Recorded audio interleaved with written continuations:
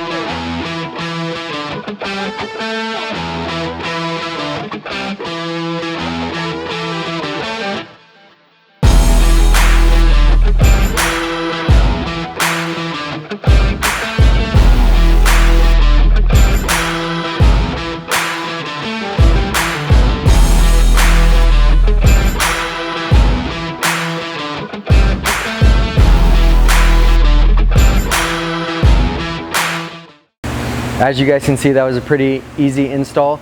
An awesome feature that the Chassis Unlimited rear bumpers have is they come with these license plate lights. We also installed our 3-inch LED lights and some shackles to give it a nice look.